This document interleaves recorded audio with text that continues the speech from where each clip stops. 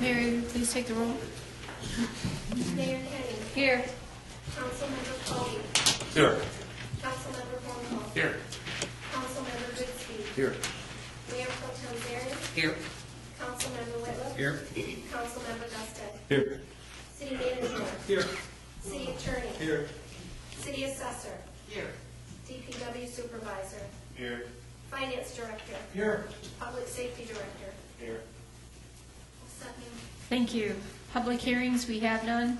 Citizen comments and agenda-related items. This is the portion of the meeting. If someone in attendance would like to comment on tonight's attendance, this is the time to come forward. Is there anyone who would like to comment on tonight's agenda? Yes, please come forward, state your name. Good evening, Mayor Kenny, council members. My name is Ed Tiger. My address is 522 Fifth Avenue. I wanted to speak real quickly about new business, item 8, subsection B, about the local revenue sharing grant applications. I guess first off, I would like to say that I would like to see what the different grant applications were on the minutes, so we would be able to see what you guys were going to talk about before you talked about it. The only way that I knew what was going to be talked about as far as which grants we were applying for was in the local newspaper. I saw there were 4, so other than that I wouldn't have had any idea. The one I want to talk about in particular is the $6,000 or $12,000 for the skating rink. I just want to make note that by approving the grant applications, according to what I read in the paper, which may not be factual, you're also approving the fact that you can reach into the capital fund and grab $6,000 out of that. I just want to remind and make note to the council that there's a lot of projects out there in the city that are waiting for money, and first off, I want to say I'm not opposed to the skating rink at all. I believe wholeheartedly in the skating rink. My thing is the $6,000 out of the capital improvement fund. There's different projects waiting, and rather than go through them all, I'm just going to speak to one in particular, and that's the area that we refer to as the Fifth Avenue picnic area where the old NIA building was going to be. You know, we're waiting for funds to do that. We've been kicking that can down the road now for quite a few years. Councilman Cody was able to campaign and get $6,000 put aside in the last budget for that area.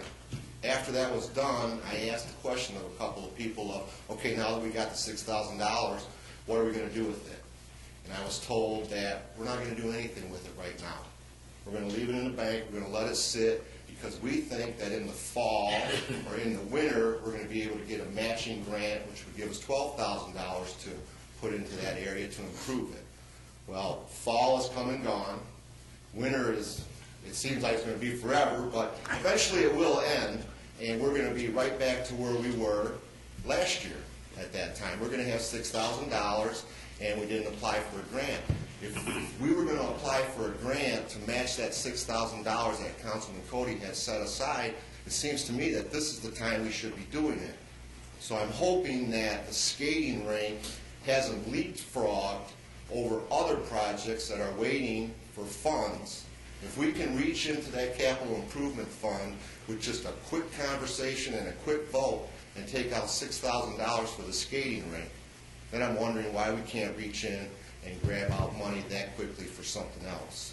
So when you guys do discuss the skating rink later, I hope that you take into consideration that some of the projects that have been waiting for money, and also ask some pointed questions about actually what you're getting for the $12,000. I understand it's a liner and brackets and that, but you know, maybe have them explain to you exactly what it is, where we're getting it from, how long it's going to last, where we're going to store it when we're not using it, and all those questions, so that it's just not a $12,000 expenditure then in a year or two isn't really worth anything. So I would just ask that you keep in mind that some of the other projects have been waiting for a long time, and now this expenditure for the skating rink just sort of seemed to have popped up. And right away, we're already applying for a grant, we're already agreeing to grab money out of the capital fund and all that. So just keep in mind some of the other projects. I know that every council member has made a comment on that area. Every year you take your bus tour, every year you go by that area, and there's 2 or 3 of you that say, man, that looks terrible, and we just got to do something about that. We got to do something about that. Now it seems like the time we should have done something, and I don't see any reference to that area as far as grant applications at all. So I just wanted to make everybody aware of that. Thanks. Thank you. Is there anyone else who would like to comment on tonight's agenda? Okay, now we'll move on to the consent agenda. All agenda items marked with an asterisk are on the consent agenda and considered by the city manager to be routine matters. Prior to approval of the consent agenda, any member of council may have an item from the consent agenda removed and taken up during the regular portion of the meeting. Consent agenda items include approval of minutes, approval of payroll, cash balance report, and notification regarding next work session. Is there a motion to approve the consent agenda? I'll make a motion the council take action to approve the consent agenda as presented. I'll support it.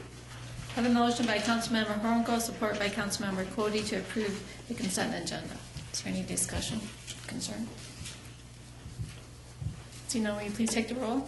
Councilmember Muscat. Yes. Councilmember Whitlam. Yes. Mayor Pro Tem Zeri. Yes. Councilmember Goodspeed. Yes. Councilmember Holmquist. Yes. Councilmember Cody. Yes. Mayor Kenny. Yes. Motion approved, Mayor. Thank you. Unfinished business, we have none. New business. Consideration of City Council review and approval of the 2014-15 City of Manistee Strategic Plan. In January 2014, City Council, staff, and the Alliance for Economic Success began updating the City of Manistee Strategic Plan for fiscal year 2014-15. Numerous items were removed from the 2013-14 strategic plan that reflected accomplishments over the past year. In addition, several new goals were added to the 2014-15 strategic plan, along with staff-identified strategies to address these new goals. Council is being requested to review and approve the 2014-15 strategic plan for the City of Manistee. Is there a motion? I'll make that motion that the council take action to approve the 2014-2015 City of Manistee Strategic Plan. I'll second. I have a motion by Councilmember Cody, support by Goodspeed. That's what I wanted to say. Support by Councilmember Goodspeed to approve the strategic plan. Is there any discussion? Yes, I'd like to open up. We just had a couple comments here about Fifth Avenue Beach. Fifth Avenue Beach is in the strategic plan to be, yes, to be addressed. And the individual did bring up a valid point, but as long as it's in the strategic plan and council's willing to work toward it, yes.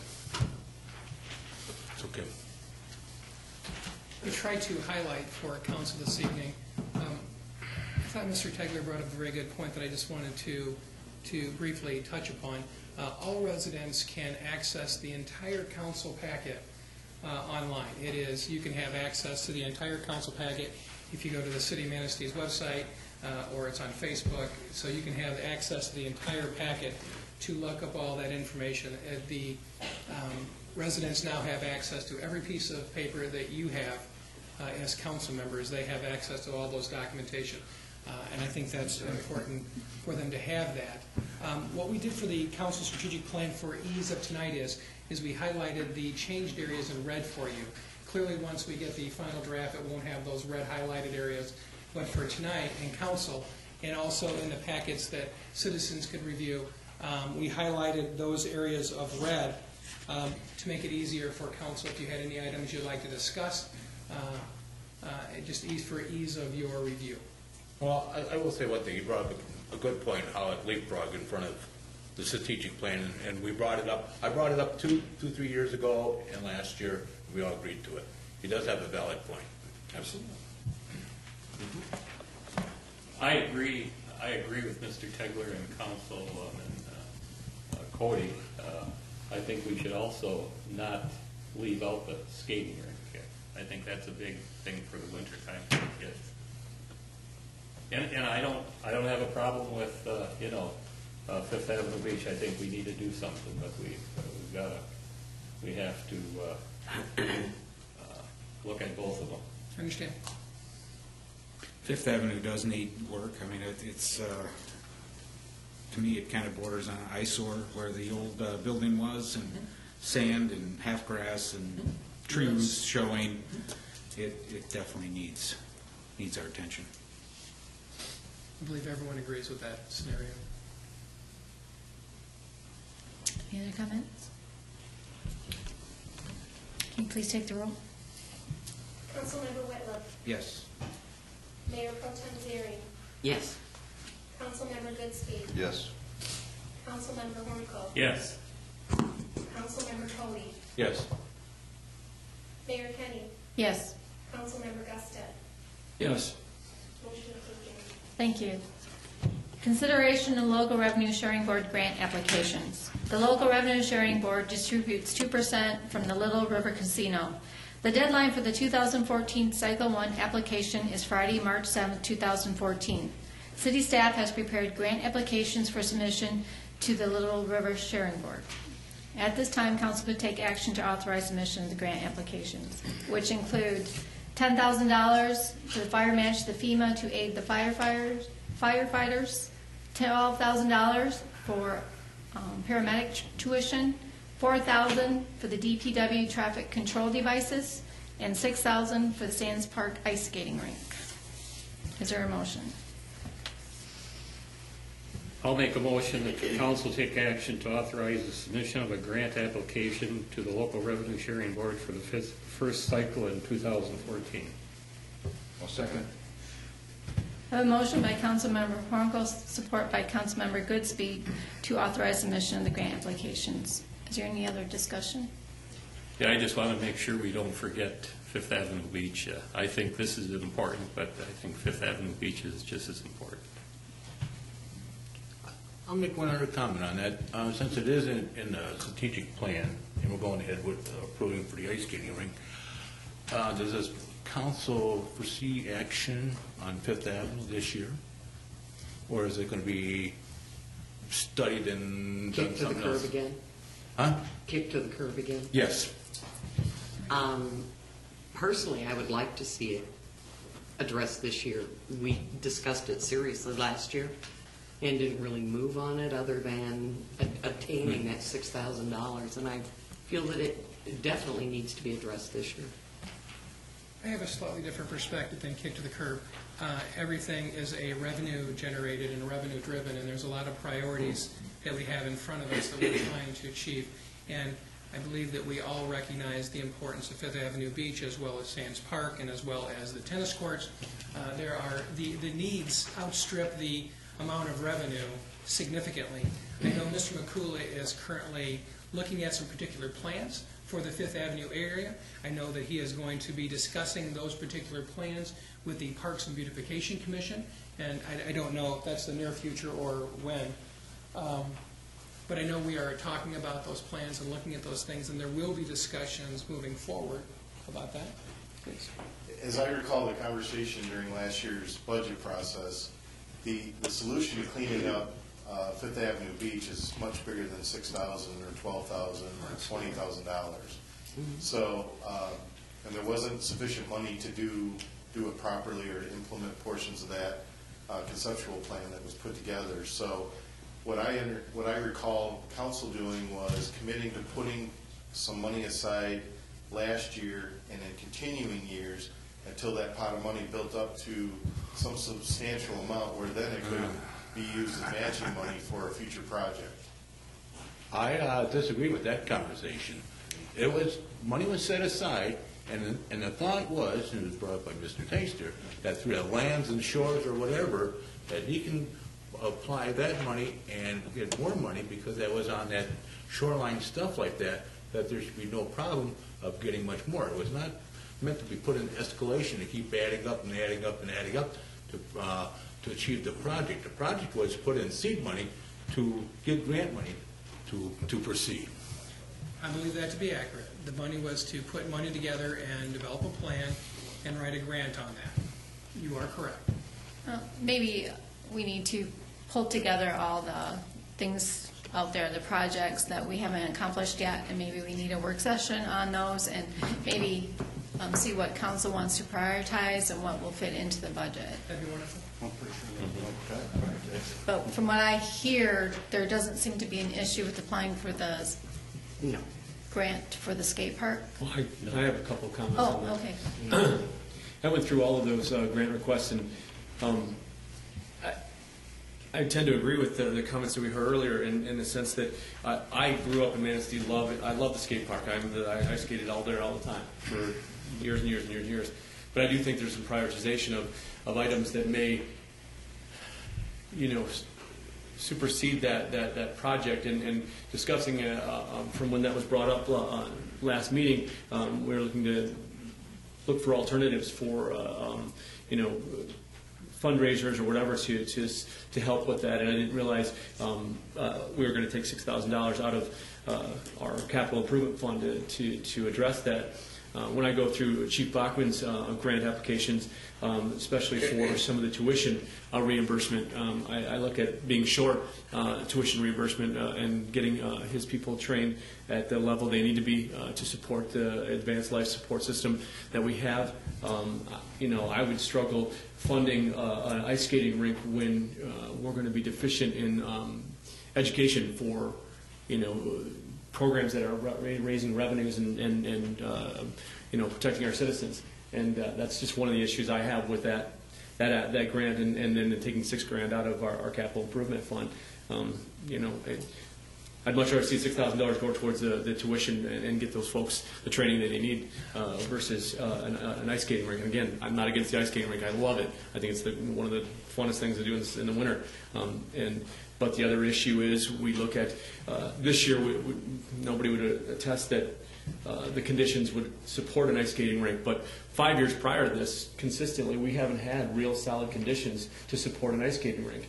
And again, I would struggle with, funding that when we don't know what kind of conditions we're going to have, especially in this cycle. Why wouldn't we apply for that in the next cycle or in future cycles, or take money and put it towards Fifth Avenue? My concern on the ice skating rink is just it came about in one discussion, and now we're taking money out of capital reserves to fund that, and I struggle with that a little bit. And just so the council is clear on the other grant, the grant money for the ice skating rink will not compete against the safety. Those are basically two separate pots of money.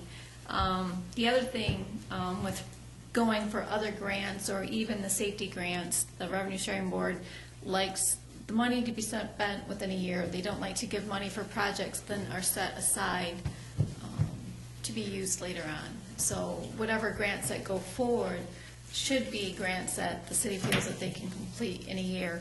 And there's also there's no mark against the city. The money that will be, I think, awarded in June. And if the city at that time has decided not to go forward with this project, they would just submit to the sharing board to pull that grant and not consider it for funding. And that would not look bad for the city if they chose to do that. If they were awarded the money and then decided not to do it, that would be a different matter. Does the council want to then approve each request separately? Approve each instead of as a whole? I just as soon go vote on it as a whole. Didn't we talk about Fifth Avenue last cycle, that we would do a little bit every year? I don't recall that conversation, honestly. I but I would recall have to go back something. and look at the minutes. I recall that we the estimates for the proper improvements down there were going to be substantial. And $6,000 was not going to be able to accomplish that, and even leveraging $6,000 against another $6,000, $12,000 wasn't going to accomplish that. I think the $6,000 is what we had available to at the put towards time. the project. That's at exactly that time. right. That's what I recall. Just know for the ice skating rink, we believe this type of a rink, and it's not this particular one, we believe this gives us the best chance of being successful in keeping quality ice down there. Councilmember Gustin is correct. We have not been successful over the past 4 to 5 years. We would have ice. We would have good ice right before vacation. We'd get 40-degree weather and we'd lose it. So this gives us more flexibility during those warmer spells. It keeps it in the same area. Absent this, there are still, even if council chose not to move forward with this particular grant application, we would still look at alternatives for still trying to get ice down there, utilizing more of compacted snow and potentially still looking at a liner system, but a liner system over compacted snow. Maybe the snow is built up and mounded around the edges to try and keep that water there. One of the problems we have is that the ground there is not level. So we get migration of the water on that. So there's some sloping issues that we have to deal with. But I didn't want council to think that if you chose not to go forward with this grant application tonight, that means that we would not look at other alternatives for ice skating still at Sands Park. Those are not one and the same. Even without this grant application, which we still believe is the best opportunity for ice down there, we would continue to explore other opportunities to try and continue that tradition of having ice skating at Sands Park, the greatest of our ability, based upon Mother Nature. When we were in Alma a few years ago, they had a liner system for their park, and They it did. worked very well. And I don't know what It works what the sometimes, cost not other was. times. Yeah. I mean, this system, this new system you're talking about here, how would the uneven ground? I'll let Mr. McCullough explain that.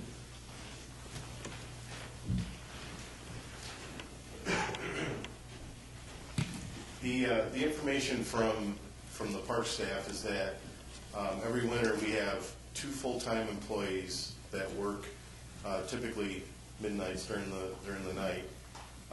They clear out an area and they start flooding, and they spend months, 2 to 3 months, flooding that area, trying to build the ice up, and have had limited results. And limited, in my mind, is they put more energy into it than the days of skating that we get back out of it. So several years ago, Mitch's office had actually done some research with other communities, like Mr. Harville mentioned, that have had successful skating programs. So Cindy was able to pull that document back out, and there was a common denominator in all of those communities that had successful skating programs, and they were using a very similar type of liner system. So what we researched and put together was a system where we lay a liner down on the ground. There are specially made brackets that go around the circumference of the rink and boards. That liner comes back up on those boards, and it creates a cavity. It creates kind of like a bathtub for that water to stay in. So as it starts to flood, you've got the ability to self-level that, and you can if the ground is as much as 8 to 12 inches different on one end than the other, the ice will self-level itself. The liner is also a white color and it's impermeable, so you don't have the water that's going through the ground or seeping into the ground. You don't have to necessarily have the frost in the ground for it to be started. Because it's the white color, it doesn't reflect the sunlight. In the past, anytime we got a leaf in that ice, the sun would come out and it would burn a hole in it. So we were looking at something that was much labor intensive for us to maintain and provide a much greater skating season for the public. And so we took that to the Teen Center Board, walked them through that concept, and received quite a bit of support on that. The place where the ice skating rinks has been traditional since I was a kid is in Sands Park, and that park has been kind of choked down where the skating rink is by the ball field and the fencing that's out there, the new playground equipment at Kennedy School. So the area that's left over, and where we've tried it the past 3 or 4 years, is very small, it's very uneven, and it's been extremely difficult to get any meaningful ice out there. This system would allow you to put it, you can put it anywhere, quite frankly. You could put it on a parking lot, you could put it out in the ball field. So the size of the rink that we'd be looking at, we could put it in the outfield, And this system would then allow it to go in the outfield where we would not be damaging any of the turf that's out there or the irrigation system as well. Jeff, what is the lifetime of the liner? You know, I'm not sure. They give you repair kits. This package would include a repair kit so that if there's any tears or anything in it, that can be seamed and put back together. The liner was probably about a third of the cost of the whole system. I also know that Dr. Shrink here in town also sells those liners and has repair abilities. So as that liner, you know, deteriorates in the future, it can be maintained here locally. Is it a shrink wrap like Dr. Shrink sells, or is it rubber membrane? What is it? It's a thick metal plastic, but it's So not a shrink shrink wrap. puller.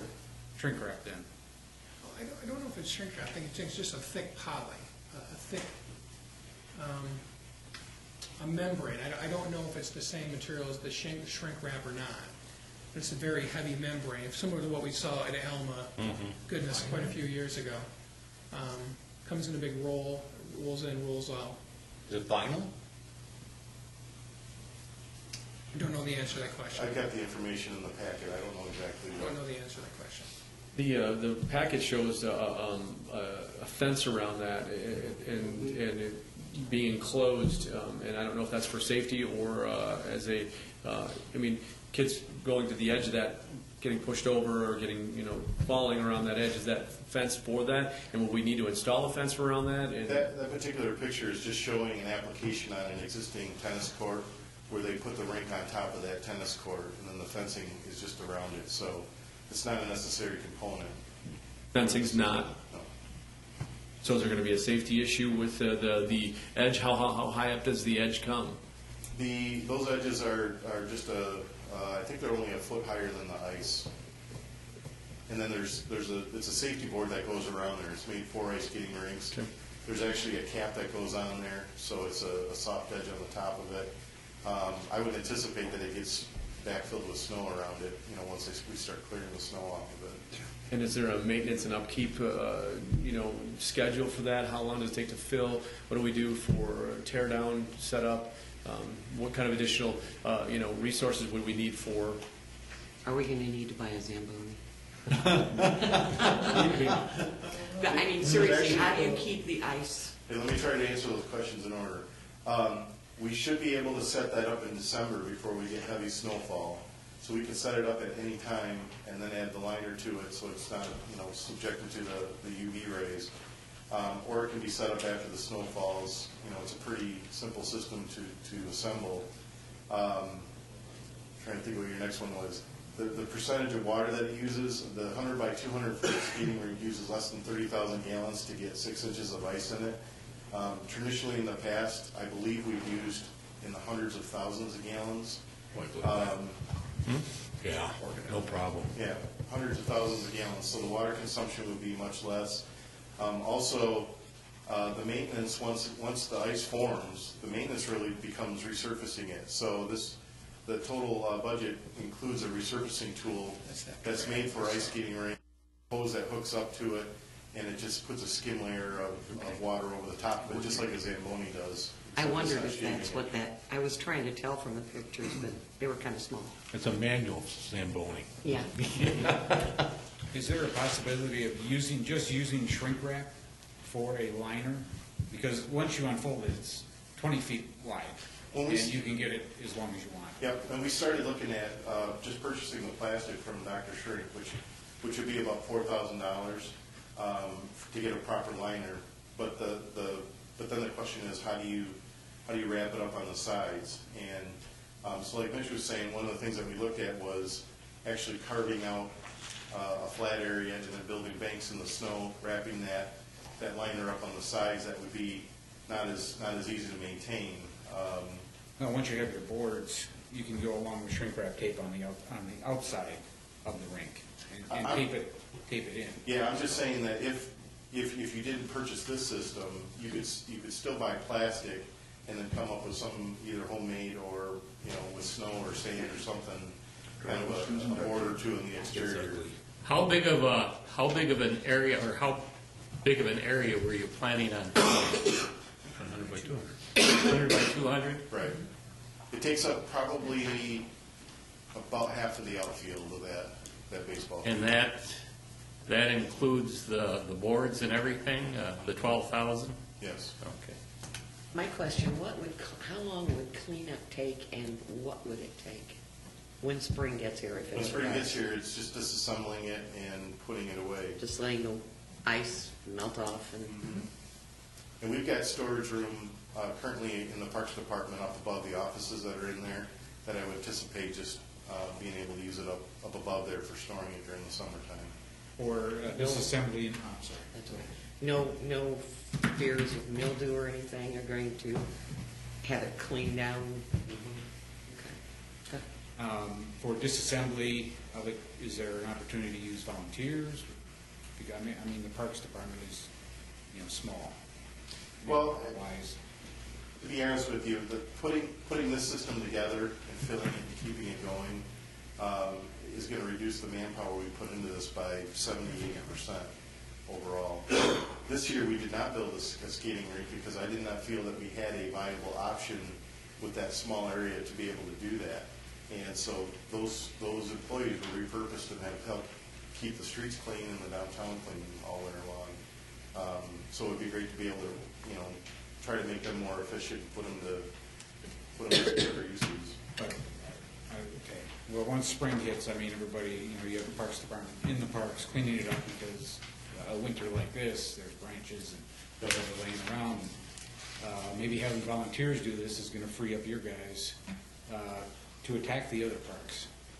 The volunteer issues that we talked about with the teen center board were more in some of the daily cleaning of snow, buying the ice shovels that are made for those rinks and being able to keep some of the snow But clean. is something that can we cross that bridge? Absolutely. I mean, it's going to reduce the manpower to do that.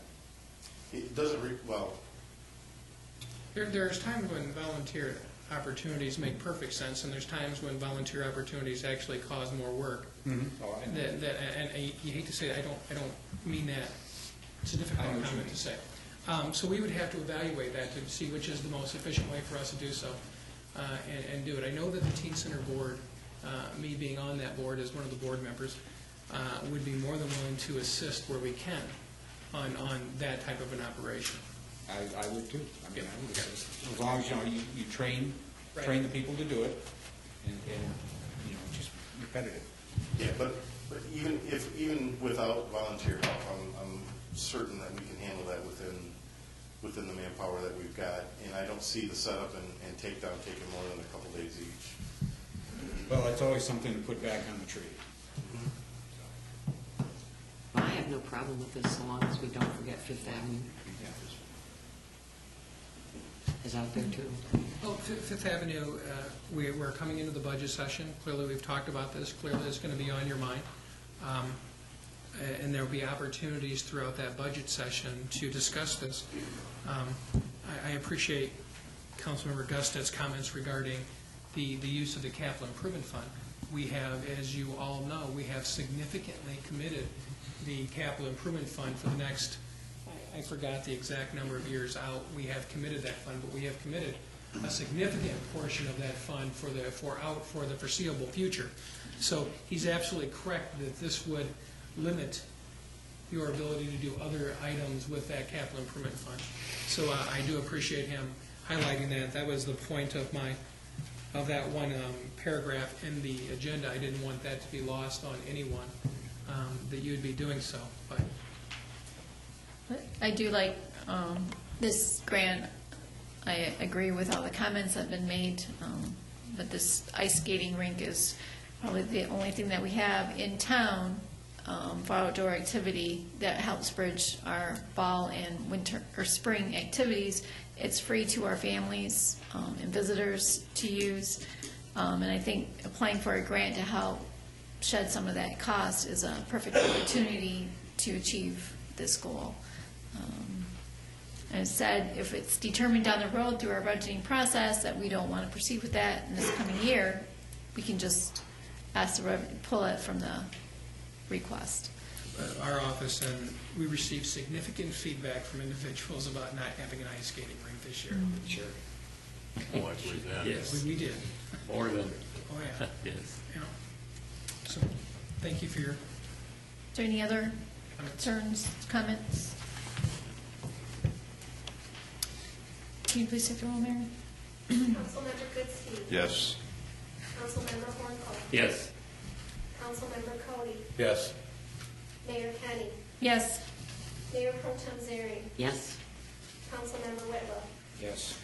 Councilmember Gustet. Yes. Motion approved, unanimous. Consideration of a resolution declaring city intentions regarding charges for city water services in Manistee Township. The city has been jointly working with the Little River Band of Ottawa Indians in Manistee Township to upgrade sewer utilities north of M55 on US 31, and at the request of Manistee Township, renegotiate the current agreement allowing the city of Manistee to provide water to Manistee Township customers. At this time, council could take action to approve the resolution. I'll make a motion, the council take action to approve a resolution declaring city intentions regarding charges for city water services to be provided to users in the proposed service area in Manistee Township. I'll second.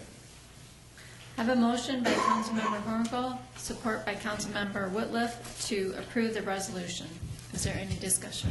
Yes, I would like, we had quite a discussion on this afternoon, the manager and myself, and I'd like him to kind of go over the resolution and explain what he proposed to do. I also had discussions with the city manager this afternoon. Multiple council members had discussions with me about this particular resolution. I thought for just a second, what I'd like to go back and give just 2 minutes of a little bit of where we're at and how we've gotten to this point. So I've created some talking points for myself to go over with council. We've discussed this on multiple occasions, council. The city has began discussing utilities north of M55, that's the service district, basically north of the Myers store. We all know where that's going in. North of M55 with the Little River Band of Ottawa Indians in Manistee Township. We've been having these conversations for well over a year. The LRBOI has offered to build a gravity sewer system to replace the force main that is currently owned by Manistee Township, which goes from M55 out to basically the hospital, medical care area, the doctor's office. That is a force main which does not allow, and Councilmember Cody can explain this much better than I can, but doesn't allow individual patrons or new businesses to easily tie into that force main. It's continuously under pressure. That force main has been failing for years. By the time we have the waste byproduct out at the hospital, get to the Jerumbo Street pump station, which is all in Manistee Township. I always get this wrong. Is it anaerobic or aerobic activity is causing hydrogen sulfide? Anaerobic. Anaerobic activity is causing hydrogen sulfide to start and eat away at that particular pipe. So that pipe has significant age behind it and has become problematic. We do know that that pipe is owned by Manistee County. Prior to these discussions, the City of Manistee used a City of Manistee / Manistee Township resolution that was developed in the early 90s to connect Manistee Township parcels to city water. That was the mechanism that we used between the City of Manistee and Manistee Township to allow individuals to connect to the water system. Remember, they couldn't connect to sewer north of M55, but they could connect to water. That called for a 100% utility rate to those customers, as well as a payment in lieu of taxes. Having said that, we also had a lot of businesses out there which were non-private sector, governmental sectors. They don't pay taxes, so there were different rates established for those individuals. When we started negotiating over a year ago, the Little River Band of Ottawa Indians informed the City of Manistee that they felt that they should receive 50% of any PILT for any new city water hookups in that new service district. Basically, the belief structure was that if a new business is hooking into the water and the sewer at the same time, that PILT should be shared. Manistee Township informed the city at that point in time that they wanted to rescind the previous resolution that we had established in the 1990s for the new service district north of M55 that did not include PILT payments. Let's negotiate a new deal that does not include PILT. They've been very, very clear about that. City administration agreed to move away from the PILT payments, however, informed all other groups, including the tribe, county, and township, as well as the AES, that all final decisions are up to City Council. as the city administration, all we can do at this point in time is provide all the information to city council. Ultimately, those decisions to stay with the PILT or move away from the PILT are obviously at the discretion of city council. During December 2013, the Little River Band of Ottawa Indians, Manistee Township, Manistee County, AES, and the city met. Mayor Pro Tem Zering was at that meeting on behalf of the city to discuss the water plan. The city agreed to move forward with the utility rate study. That was right before we went out for the RFPs, moving forward the utility rate study, and offered to forward a resolution to council supporting the position of no PILT in the new service district north of M55. We have moved forward with the utility rate study with Burton Associates. We've had our first meeting with them. Our second meeting is in a few weeks. They are on schedule, if not slightly ahead of schedule. It was a 12-week time period, you'll recall, for that rate study. Very, very pleased with them moving forward with that particular rate study.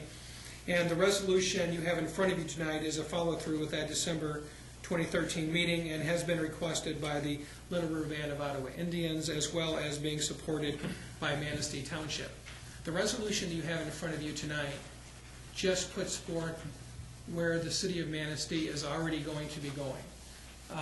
We have, as administration indicated, that we are not interested, or I shouldn't say we're not interested.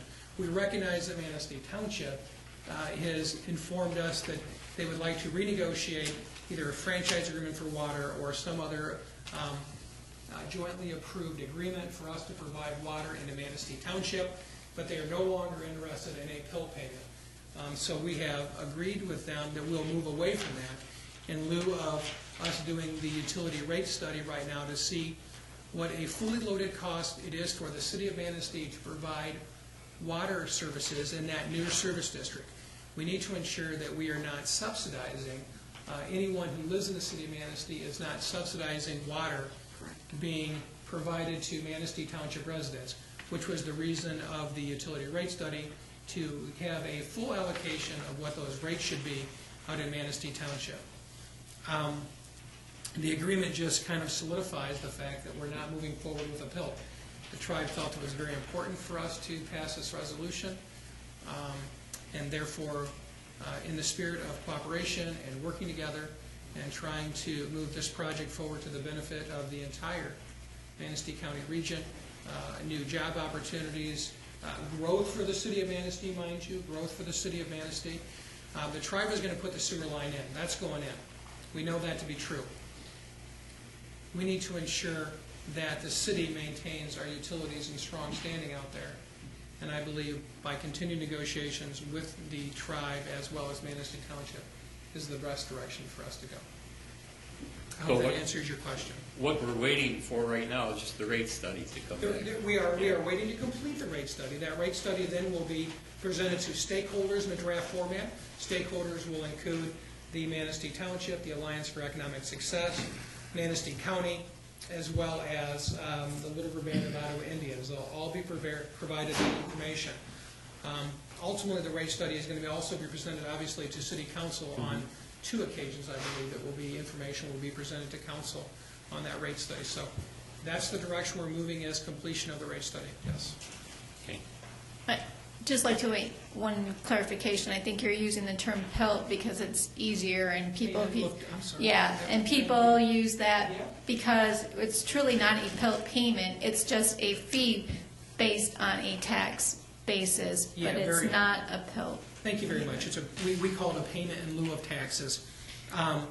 The payment in lieu of taxes, or that particular fee that we have had in existence for almost 20 years, mind you. This has been a long-standing policy, and it's not a policy that we easily moved away from, because it was, quite frankly, financially beneficial to the city of Manistee to have that. The current fee is established. It is the difference between the city general operating millage rate and the individual governmental unit outside the city of Manistee's general operating millage rate times the property's taxable value. So, to make it short terms, if the city of Manistee had 16 mills and Fowler Charter Township, or Manistee Township had 2 mills, If we hooked up a business in Manistee Township under the old model, we would be charging them 14 mills to provide them water service on top of the 100% of the utility rate of them providing that utility to them. Thank you for asking me to explain that. That was, we sometimes use, Because it's a quick, short. yeah, we use acronyms all too often. So, thank you for asking that. Again, this is just a resolution saying that we are not going to go back to that old form of coming up with the rate. This is only a resolution, just, it shows our intent. For that new service district, Right. right. Which does not include the new Meyer store. Just to be clear, that new service district does not include that new Meyer store. That new Meyer store is being serviced entirely by the City of Manistee utility systems, both sewer and water. In fact, we received the water utility easements today, the signed copies of the water utility easements today. Mr. McCullough did from Myers. And this is still any contract or any agreement between Manistee Township and the City of Manistee still will come back to City Council for approval. Absolutely, Mayor. This is just showing our good intention of not going to that. Absolutely, Mayor. Is there any other concerns? No, I think he answered all the questions. Okay, please take the roll. Mayor Pro Tem Zeri. Yes. Councilmember Bixby. Yes. Councilmember Hornfeld. Yes. Councilmember Cody. Yes. Mayor Kenny. Yes. Councilmember Gastet. Yes. Councilmember Whitmer. Yes. Motion approved. Thank you. Consideration of establishing compensation for the Board of Review. The Board of Review is unique among the various city boards and commissions. The Board of Review is established by Charter Section 8-3. That provision of the charter includes language noting their compensation shall be fixed by council. The Board of Review regularly meets in full-day increments rather than evening meetings. Board of Review are traditionally compensated while other boards and commissions are not. The City Board of Review currently receives compensation at the rate of $80 per day for members, $90 per day for the chairperson. This rate has not been changed for 15 years. It has become increasingly more difficult to fill Board of Review vacancies and retain Board of Review members. The responsibilities of the Board of Review have increased as the legislature continues with various types of exemptions, many of which are finally decided by the Board of Review. The recommended compensation is in the amount of $100 per day for members and $120 per day for the chairperson. If the board were to meet for less than 3 hours, the rate would be for one half of that amount, $50 and $60 respectively. The Board of Review consists of 3 members who are tax-paying electors of the city and neither elected nor appointed officials. Is there a motion to adjust the compensation for the rate of Board of Review? I'll make a motion that council take action to adjust the compensation rate for Board of Review members to $100 per day for members, $120 per day for chairperson, with one half of that amount paid for meetings of less than 3 hours. I'll support that. I have a motion by Councilmember Hornfeld, support by Councilmember Cody to take action to adjust the compensation rate. Is there any discussion? Is there any reason why we're using 3 hours versus like 4 hours? I'll let Ms. Beardsley answer that question. 3 hours, 6 minutes. Good evening. Generally speaking, I think the reason that the 3-hour was chosen is because that's generally what occurs. For example, today we had the Board of Review organizational session, and they met less than 3 hours. And their decision was to do the organizational session and not decide petitions. So they, generally speaking, would start at 9 a.m. for any daytime meeting, and if they're going to adjourn, it's before noon. So it's just been traditionally the way they operate, and this actually is in keeping with the former council decision in terms of the way the meeting was structured. And the thing that I like about it is very easy to keep track of, opposed to a hourly rate, and especially if people are coming and going for any particular reason, which occurs occasionally. So under the current system, it's an hourly rate versus a... No, currently it's structured in the exact same manner that I have presented this council agenda item. Okay. It's, if it's less than 3 hours, it's half a day. More than 3 hours, full day. And they, you know, and I try to keep an eye on that as well, you know, to try to keep the city's costs down. Thank you, Julie. Yeah, any other questions about that? No. Okay. Any other discussion? Can you please take the roll? Councilmember Manistee. Yes. Councilmember Hornko. Yes. Councilmember Cody. Yes. Mayor Kenny. Yes. Mayor Pro Tem Zeri. Yes? Councilmember Whitlow. Yes. Councilmember Gustet. Yes. Motion approved unanimously. Thank you. Consideration revising council policy CP-24, rules of procedure for Board of Review. The Board of Review rules of procedure have not been revised since November of 2007. The areas of revision generally pertain to the following. 1. Since signed original letters or petitions are required, emailed or faxed appeals are not accepted. 2. One parcel number per petition, if petitions are submitted. 3. Applicants must supply one copy of written evidence to the Board of Review. City staff cannot make multiple copies for appeals during the board sessions. 4. Update of contact information. Is there a motion to approve the revised council policy? I'll make a motion the council take action to approve the revised council policy CP 24, rules of procedure for the Board of Review effective March 5th, 2014. Support. Have a motion by Councilmember Hornfeld, support by Mayor Pro Tem Zering to approve the revised council policy. Is there any discussion? I guess I understand, why can't staff make multiple copies? Can we have some clarification on those? It is quite common for people to bring appraisals into the Board of Review, and even more common for them to expect city staff to duplicate 65 to 70 pages of their appraisal for the Board of Review. And that's just not, I mean, I don't have a problem making a couple pages for somebody, but to duplicate a 70-page document, which is their evidence for them, is just not. Plus, it's costly if you were to charge them for that as well, which means you interrupt the Board of Review meeting to make the copy, as well as write the bills. They go down and pay the bill, and it's just, it doesn't work real well. But as I said, if somebody has a copy or two, but if they've got this much information and there's nothing there for the Board of Review, and then the other alternative for them would be not to leave a copy of the appraisal with the Board of Review and or loan their copy to the Board of Review, and then I get it back to them. We've done that as well. So we try to, I operate the Board of Review on a very customer-friendly basis as much as is possible. We don't require petitions for the Board of Review. They can appeal with a letter. I mean, we do everything we can to make the process as kind and polite and stress-free as possible. But when you're asking somebody to make a 60-page document for presentation to the Board of Review, when this taxpayer who is appealing to the Board of Review bears the burden of proof.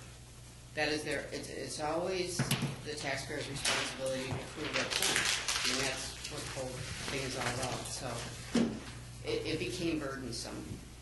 So that's why it's part of the Board of Review rules of procedure. Any other questions about that? Nope. There's my, And as I said, I'm not going to make a big deal if somebody needs a copy. I mean, that's not the point. well, obviously, we did. The Board of Review likes to have, you know, if somebody brings something in, you know, the Board of Review doesn't make the decision while somebody's sitting there. They'll generally wait till they have a lull, and then they'll sit down and make 4 or 5 decisions. So it's nice for them to have the evidence in front of them. You know, we don't ask them to provide 3 copies, one for each Board of Review member. They'll just share. You know, they pass it from person to person and review the evidence, and really, it's a protection for the taxpayer as well, because then they know that their evidence is received and considered.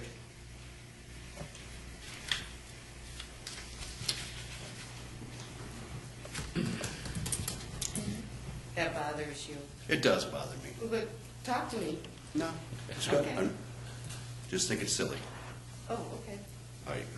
If you need two Believe- copies, if somebody has 60 pages of evidence, that's their evidence. You can make their copies for them. That's the way I feel. I disagree with that. Yeah. But, I disagree with that. okay, I mean, it's okay. It's, okay, but have them bring the evidence in. Right. Copies on their nickel. Okay. How will the revisions be posted? Because it is a change for Right. people coming in. So how will you get that information out to people so they're not so surprised when they? Actually, what occurs is when they come into the Board of Review, the rules of procedure are provided to them at that time. And then at that time, we try to tell them what the deal is. Basically, your appeal is limited to either 5 or 10 minutes. You need to have this petition filled out and/or your letter, and you need to be able to provide the Board of Review with a copy of your evidence. So most people come to you before they. Generally speaking, some people just show up at the Board of Review. Okay. So, and it's kind of first come, first served, so if someone comes in and they don't have a copy for the Board of Review, they're always able to leave and come back. I didn't know if you had like a sign posting the general requirements before they come We into do the room. that as well. Okay. Yeah.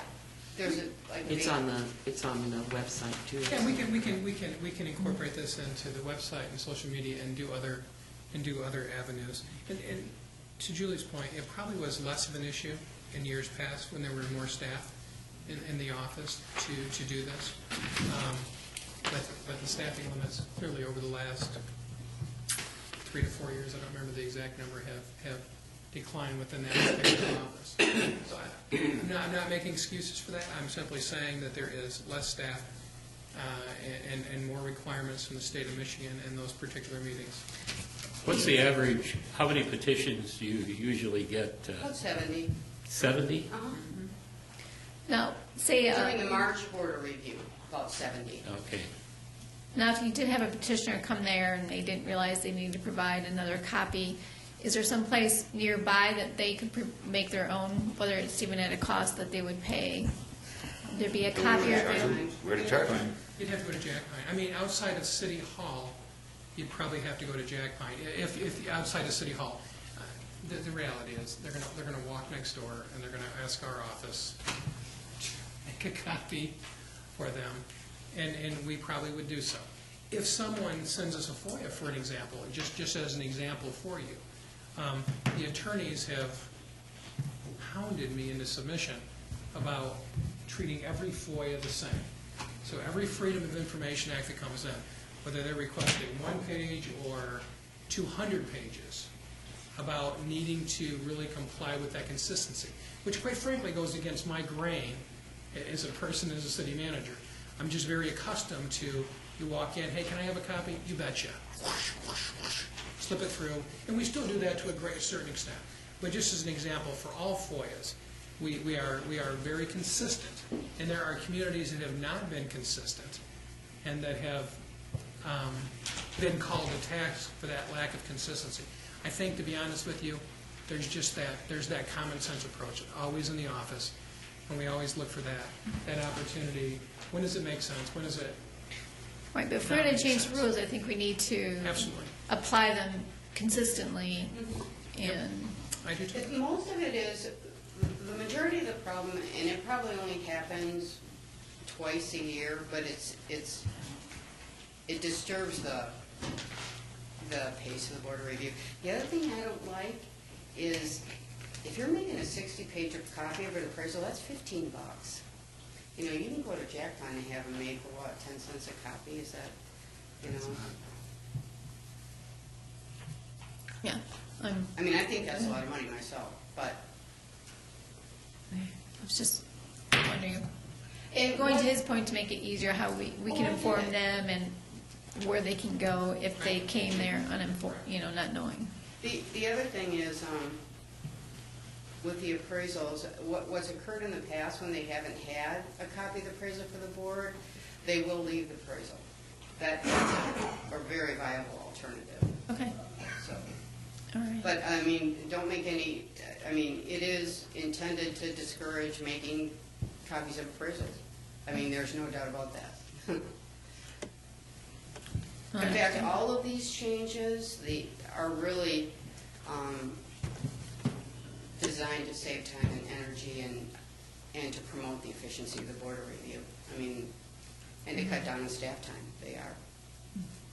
Have you had petitioners refuse to leave the written evidence for you in lieu of making copies? You know, that, I guess that would be their choice. Then they don't, you know, and it hurts your appeal, because then the board of review has no evidence on which to base.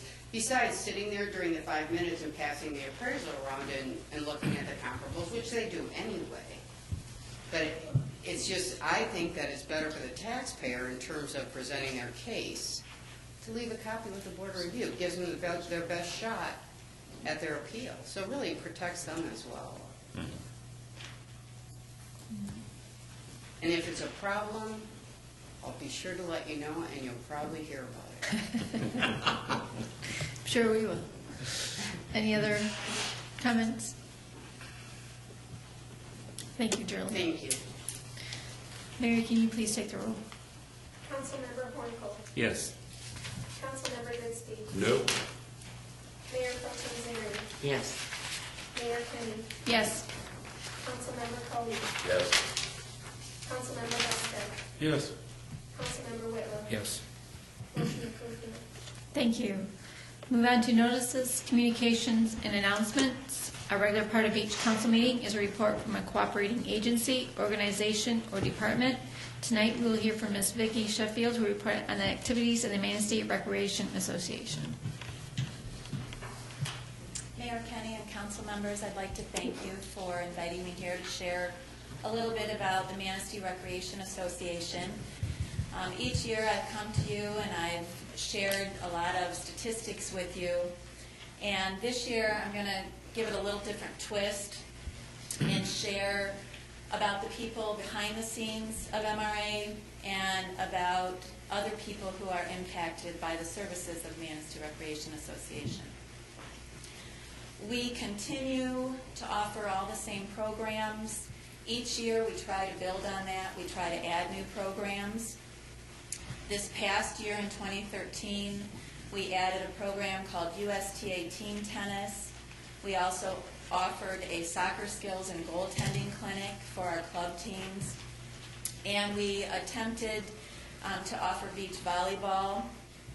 Not a big turnout, but perhaps that will grow. I'd also like to take this time to thank the city for their continued support and their financial contributions to the MRA, because without that, we just can't keep doing what we're doing. So thank you for that. We have managed to keep our funding from businesses, sponsors, individuals, from the city, from the county. A few townships contribute. Some that don't will offer reimbursement to their residents.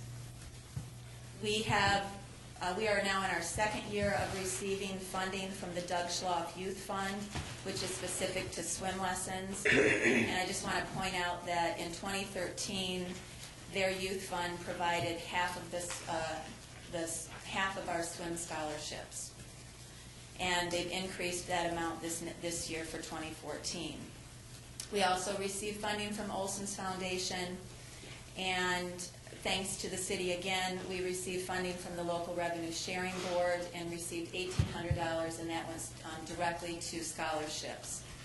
The scholarships for this past year, we issued 120 program scholarships, which amounts to $4,125.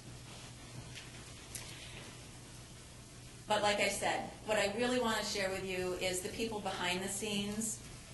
Each year there are over 200 people from this community and beyond that are providing their time, their talent with the youth and the adults of this community to make sure that these programs are successful. We have had, since I've been on board, we've had a partnership with Portage Lake Covenant Bible Camp. And Dave Nesberg is the director out there. And one of the things that he really instills in his interns and his staff is that they go out and they offer themselves to the community. And so for the past 5 years, we have been blessed with their services. They have helped us with soccer, they have helped us with swimming, and anytime they're not in their 8 to 4 job or their weekend retreats, they're lending a hand to us. So we're very, very fortunate for those opportunities. Another area that we see a lot of volunteers from is our high school swim team. Since we've had the pool, those kids have been my constant volunteers. And what's really neat about that experience is they start as literally volunteers, and they are assistants to our instructors, and then as they prove themselves and I watch their leadership skills grow and their interaction with the kids, then we move them into instructor positions. So that again has just helped us incredibly, and I was just pulling together some numbers for our pool director, and since the fall of 2009, we have, I believe it's about a little over 1,300 swim lessons that have been run through the MRA. The volunteers are really, they're the foundation of what keeps the Manistee Recreation Association going. But there's a flip side to that. The people that we serve are not just the local people, not just the kids and the adults of Manistee County. For the past couple years, I have watched our exchange students that come into this community, that come here for the school year. I have watched kids from Colombia and Mexico and Thailand and places with absolutely no snow take to the hills of Crystal Mountain with us and talk about joy in their eyes and excitement. The snow is amazing to them, but it's really, it's just fulfilling to watch what we can offer them. Right now we have 7 kids from other countries around the world that are participating in that program. We also just registered 7 kids from other countries that will be on one of our soccer teams this spring. So that's refreshing to me to be able to share this beyond Manistee. And the other thing that I just want to kind of close with tonight is each year, and this has been going on for a number of years, we have been involved with the Kiwanis, another partner of ours, in offering our summer Kiwanis Tennis Academy. And I received a letter this year along with a really nice picture of, I want to say 5 or 6 young ladies that participated in our camp. And they were there all day, and their entourage, their whole family came with them. But I want to just end with this letter because I think this really talks about what we do as the MRA and what the help of the city allows us to do. And I apologize if I don't pronounce the name of this family correctly, but on behalf of the Weta family cousins, Caroline and Charlotte Cunningham from Arlington, Virginia, and Cleo, Mirabella, and Agatha Markham of Grand Rapids, we would like to thank the MRA and the coaches for giving our granddaughters such a fine and fun learning week of tennis. Our granddaughters are 5th-generation members of the family, the great-great-granddaughters of Fred and Anna Weta. Anna Semino Weta was born in 1885 in the house still owned by our family. The girls are carrying on the family tradition of summer fun in Manistee, made very special this year by the tennis camp. We were impressed with the organization and caring skills utilized by all those staffing the camp. Since we had granddaughters in 2 sessions, we could see the same valuable teaching of those both younger and less skilled and those who were older as well. From all of us, grandparents, parents, and girls, thanks for a very special week. We hope a similar camp will be offered next year with the same level of care and organization as this year. Well done. Signed, Martha and Jim Markham. Again, it's the volunteers, and it's the people, that this is built on, if we couldn't do it without them. And it's just Again, it's a privilege to be able to serve the people of Manistee County as well as those that visit us in the summer. So thank you. Any questions? I just want to echo their comments. I bring my 3 grandkids down from Leelanau every year for tennis camp, along with my 2 here, and they love it. And they've already talked about coming back again this year. They do a great job. In fact, this family just called me last week. They want to know what's on the docket for this summer, and they also want us to see if they can get their kids some private tennis time as well. So it's just nice, and they're not the only families. There were some other folks that lived across from Sands Park tennis courts, and some folks from Onekama, and they plan their vacation around some of the things that we do. Vicki, the ski program that you have, last year my family sponsored a girl in Thailand, and she absolutely loved it. You know, she couldn't get enough snow. Right. So. This year too? Yeah, she should. And you know, the cold hasn't stopped them either. We haven't had one day probably above 15, and with the wind chill, who knows what the temperature was up there, but those kids are out there.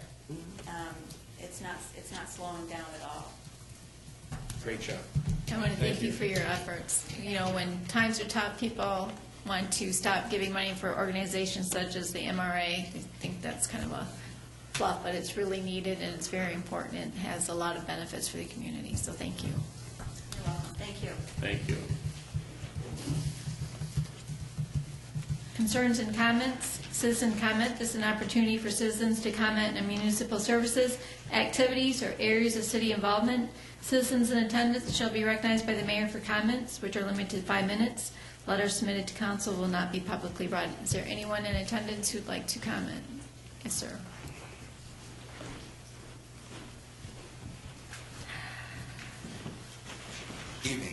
Evening. Ed Sang. I live at 448 East Scott Road, Manistee. I own and operate Sang Doctor Trucking. As many of you know, I've been here before. My father started the same businesses in Manistee. I grew up in Manistee and had worked in the same businesses all my life.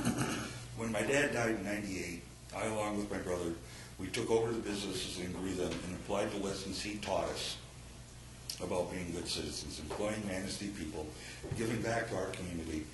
And I have tried to carry out the family tradition, thinking of Manistee first. As you know, I've been here 3 times, and I'm asking you to give me an opportunity to renegotiate that development agreement again that I entered into with the city back in 2008. Last week, my request, or last month, was denied, and tonight I'm asking you to reconsider your vote on the issue. As I make this request, I want to make 3 important points. I'm not asking you to scrap the developmental agreement tonight. I want an opportunity to renegotiate the agreement. I think if we can meet and talk about the issues, I write all this down because I get so frustrated, I'm sorry. Find common ground. I understand the importance of the issues to the city. And I also respect Ruth Riley's interest in it. But the situation has changed, and we ought to recognize that in the city of Manistee. We signed a development agreement in 2008, just before the recession. The recession was catastrophic. My business continues to suffer, and we have people in this community suffering. I am allowed to, if I am allowed to use my property for a deep water port again, I will be able to create jobs, hire people, and I have businesses lined up to use my proposed deep water port, and those businesses will hire people, they will pay taxes, and will benefit our community. These jobs are revenues that are needed here in Manistee and in Michigan. Number 3, the city of Manistee is blessed to have great resources. We have relied on water for commerce in our community since before the logging era. The development agreement limits the city's ability to use these resources to one purpose. Unfortunately, that purpose is generating no interest among developers, and I have tried to market my property. I have received no offers, and my land sits unused. A deep water port on my property is the highest and best use of my land, and my land has been used safely for a deep water port for many years. My request is that I be allowed to use this property for this use until the circumstances return to a point where waterfront development is a viable option. I respectfully ask you to reconsider your vote last week, or last month, and that you approve my request to renegotiate the redevelopment agreement. Thank you. I would ask if I could be on the work session next time if you would like to talk about this. I think it's very important to Manistee, it's very important to me, and it's very important to the city. So, thank you. Thank you. Is there anyone else who would like to comment?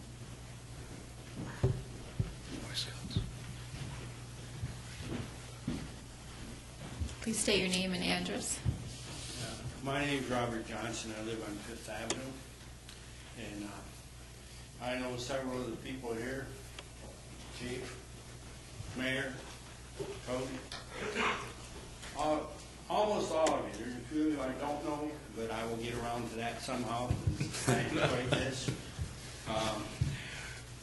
What I was up here for is I did not know, because I don't come here very often, but this business about Fifth Avenue, boy, that just floored me.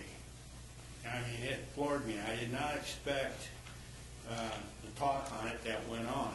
And I'm glad to hear that you're all working on this. Now, other than that, I'm here with the Scouts from Troop 101. And part of this is boring to them, I'm sure. Part of it is interesting. And I'd like the 4 Scouts to stand up, please. I'd like to get a motion.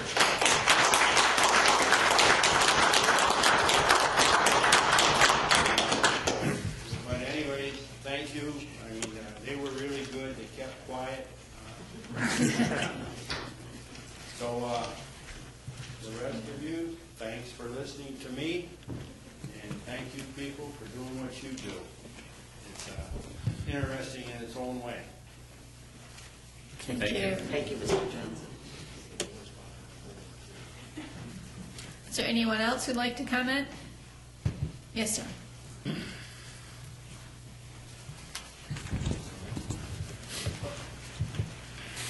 Roger Zielinski, 529 First Street, Manistee.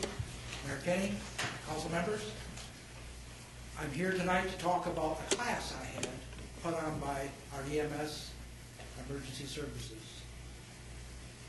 I don't know what I was expecting, but I was pleasantly surprised. I've had a lot of CPR, AED classes in my life. I'm getting kind of old. I have never had one that was this good. We need to really, I'm really appreciative for the people that we have working. James Henderson did an awesome job. I would encourage anybody to take that class, because I'm getting older. I might need you to do this. But it's all about taking care of our friends, our family. We need to know it. And you will not find a better person. His professionalism is above and beyond anything I've ever seen. And he's a damn good instructor. Thank you. Thank you. Is there anyone else who'd like to comment? Seeing none, we'll move on to officials and staff. City Clerk. City Manager. Nothing, Your Honor. City Attorney. Public Safety Director. Just briefly, Your Honor. I just wanted to say, on behalf of the fire department, thanks to all the citizens who've shoveled their hydrants out and the businesses who've kept them open. If you have a hydrant near your home, if you could take an opportunity, maybe knock down by the point where we actually took a post, it would be appreciated. If you're homebound or unable to do that and you have a hydrant near your house, call us and I'll get a crew out there to try and get that open. Our crews shovel hydrants 5 days a week and they only get about 6 a day given the amount of snow. And I know that I've almost lost touch with mine because that ice is so darn hard I can't get past the curb anymore, but the hydrant is still open. So anyway, if you got one, call us. If not, thanks for doing what you've done. I appreciate all of it. Thank you. Finance Director. Nothing, Your Honor. DPW. There are 16 days until the first day of spring. Who's counting? City Assessor. Anything else? Talked talked a lot about the rules of procedure and paying the Board of Review, but I neglected to say the Board of Review is meeting an appeal session next Monday, 9 to noon, 1 to 4, second floor, City Hall, and on Tuesday, 2 to 5 and 6 to 9. Thank you. Thank you. Councilmember Cody? Yes, I'd just like to reiterate something that Mr. Bachman made, and that was about fire hydrants. You know, Fred and myself take care of ours for the last 30 years, and we've had a hard winter, and it's hard for the fire department to keep up with it. We've had a very extreme hard winter, and I know that there's a lot of fire hydrants that are probably buried someplace, you know. So if somebody knows where they are and can find some time, I think the city would appreciate them go out there and help us along. That's it. Councilmember Honko? Nothing, Your Honor. Councilmember Goodspeed? I just want to thanks to the Boy Scouts for showing up. Mayor Pro Tem Zeri? You stole my comment. Sorry. Thank you very much to the Boy Scouts. I like seeing young people interested in city government. Councilmember Whitlow? Yes. On the 21st of last month, TV 910 did a review on the Bluefish Kitchen and Bar. Did anybody see that? Yes. It was, it was very nicely done. Caitlin Franks did it. But she said one thing that just sat with me. And she says, here we are at the Bluefish Kitchen and Bar in tiny little Manistee. And it just kind of put me over the edge. So I don't know if that's the perception around the area that Manistee is small, but No, I think it's a smugness. well, it could be, because they don't give our basketball teams any love either. Yeah. But we should be more in tune for job creation rather than job deletion. So. Councilmember Gunstick? Go Lady Chips. 23-0. Tonight? Going for regional regional finals this year. Tonight and Thursday, hopefully. Those young ladies are doing an excellent job. Yeah. Oh, I do have a question for the city manager. Did you get a chance to talk to the township supervisor in Fowler Township? I have not yet talked to Mr. Walker, but I know they have that meeting coming up. Yeah. And I know that he's been talking about basketball at the Lady Sabres. I know he's been very, very busy as the MCC basketball coach. I know Terry's been Mr. Walker's been very, very busy with that, but I do plan on getting a hold of him. Okay. Thanks for reminding me of that. I appreciate it. You want to share that with the council or Which part? about their meeting tomorrow on What Councilmember Whitliff is talking about is that Valley Charter Township has a meeting scheduled for tomorrow, talking with their engineer of record, Waitram, regarding the sewer, their sewer plant and the sewer development, not the plant, excuse me, the sewer agreement that we have had. And they've been looking at options, obviously. They started this process, it started 6 months, we're well past the 6-month point, but they are currently exploring as to whether or not, what is their best avenue in moving forward. In addition to that particular topic, what I also want to talk with Mr. Walker about, as well as County Commissioner Mark Bergstrom and the Manistee Area Public Schools, is the condition of 12th Street. 12th and Oak. So right now it doesn't look too bad with snow on it. Yeah, it's pretty smooth. It's good. But she's going to explode real soon with these warm weather. And in fact, that brief warm-up we had 2 weeks ago, if you can call it 24 degrees of warm-up 2 weeks ago, really showed what is going to occur on that road. And actually, that's going to be one of the topics of the work session next week, talking about that particular stretch of road, as well as streets in general. So we're going to be talking about street funding next week, as well as specifically 12th and Oak and some of our ideas on how to move that project forward. But I do want to include Mr. Walker in those discussions also, as that part of that section of road, those last 3 homes on Maple and 12th are located in Fowler Charter Township. Yes. By any chance, could that be Brian Sosa with Waitram? Yes. By chance it is. It is. I can see it. Yeah. I think there's only 2 homes there, isn't there? Three homes. One is kind of a business that has the fence around it, kind of kicks way Oh, back that's in. Steinberg. Yeah. So, Okay. let me say this, 3 parcels Yeah. before you get to the Manistee area public schools. And then Mass, the parcels of Mass, if some of you recall, was annexed into the city when we did that particular project, I think 13 years ago now, 13 or 14 years ago. And I'll just have one thing that I'll keep repeating. We talked about spring being just a few days away, but as weather warms up, please do not turn off your water until the city tells you to stop. Apparently, we had one individual with the warm day turned off their water and their pipes did freeze. So. You've had multiple individuals. When the sun was out, they said, well, we thought the sun was out, we should turn our water off. You had other individuals that when it was 24 degrees, they turned their water off. The frost is way down there still. And I really appreciate you reminding the folks to continue to run the water. And the other issue is we took readings of the individual parcels' water bills prior to the run water notice. So we'll be utilizing those readings to establish your next month's bill. What I'm trying to say is that you won't be charged for the water you are continuously using to run. You'll be charged upon your average usage prior to this run water notice. There's no reason financially not to run your water. So with that, I'll take a motion to adjourn. That motion? Meeting adjourned.